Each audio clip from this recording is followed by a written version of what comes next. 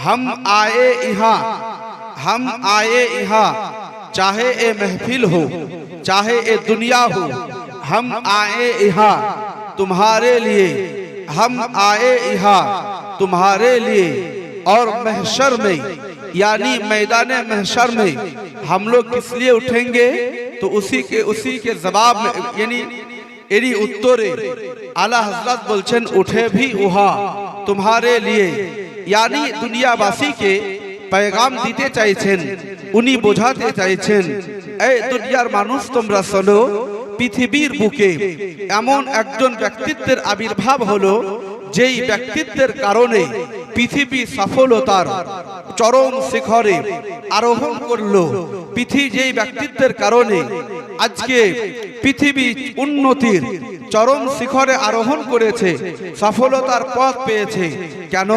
তার কারণ হচ্ছে পৃথিবীর বুকে যখন আল্লাহ রব্বে কায়নাত এই জমিনে আপন পবিত্র কোরআনকে নাজিল করবে, এমত অবস্থায় কখনো আসমানকে বলল, এ আসমান তুমি এই তোমার বক্ষে এই কোরআনকে ধারণ করো। আসমান অস্বীকার করে বলেছিল, আল্লাহ আমার মধ্যে এই ক্ষমতা নেই, এই ক্ষমতা নেই। জমিনকে বলা হলো, পাহাড়কে বলা হলো, কেউ কোরআনকে ধারণ করতে সক্ষম হলো না। সবাই অস্বীকার করে বলল, আল্লাহ আমাদের মধ্যে এই ক্ষমতা নেই যে তোমার কোরআনকে ধারণ করতে পারবো। কেননা আল্লাহ নিজেই বলেন, লাউ আনজালনা হাজাল কোরআনা আলা জাবালিন লা রাআইতাহু খাশিয়াম মুতাশাদ্দিআম মিন খাশিয়াতিল্লাহ। আল্লাহ বলেন, হে পাহাড়, হে নবী, আপনি দেখে নিতেন যদি কোরআনকে আপনার উপরে অবতীর্ণ না করে কোন পাহাড়ের উপরে অবতীর্ণ করতাম, তো পাহাড় ধূলিসাৎ হয়ে যেত, পাহাড় রেজা হয়ে যেত, অর্থাৎ পাহাড় আপনার ধুলার নাই ধূলিসাৎ হয়ে যেত।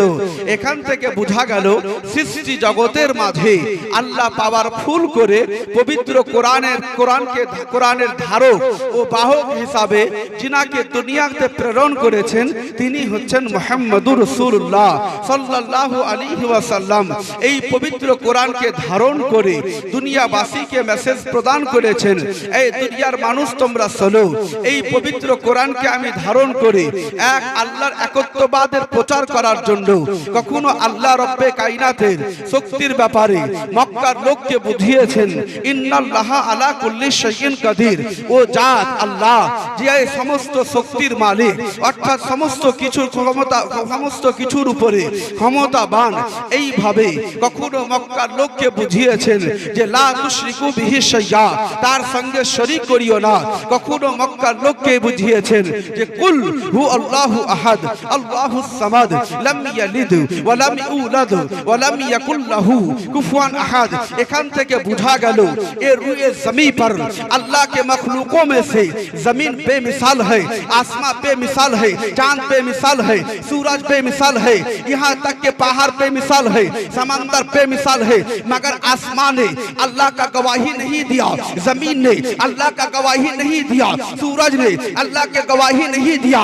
मगर जब मक्के के सरजमी पर मुहम्मदुर रसूलुल्लाह तशरीफ लाए, तब दुनिया को बता दिया कि मैं उस रब का मैं उस रब का बंदा हूँ, मैं उस रब का नबी हूँ जिसका रब आसमान का वही रब है, जमीन का वही रब है, चंद का वही रब है, सूरज का वही रब है।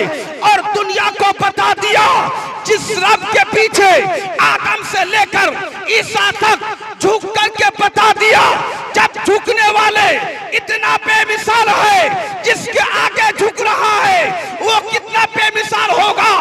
और मोहम्मद ने बता दिया, ऐ लोगों सुन लो, मुझे इसीलिए पैदा किया गया ताकि मैं रब के बारे में बोलूं और मेरा रब मेरे बारे में बोले। मैं दुनिया को पैगाम देना चाहता हूँ, जिसने मुस्तफा को मिटाने की कोशिश कर रहा है उसी को मैं यही पैगाम देना चाहता हूँ। जिस रब ने अपने महबूब को मोहम्मद कह करके पुकारा, दुनिया का ताकत कहां से लाएंगे उसको मिटाने के। रब ने फरमा दिया, ऐ लोगों तुम जितना मिटाना चाहोगे मैं उतना ही उनका अजमत को बुलंद कर दूंगा। इसीलिए रब ने हम लोगों को बता दिया, इन्ना आतैनाकल कौसर फसल्ली लिरब्बिका वनहर इन्ना शानियका हुवल अब्तर। पता इसका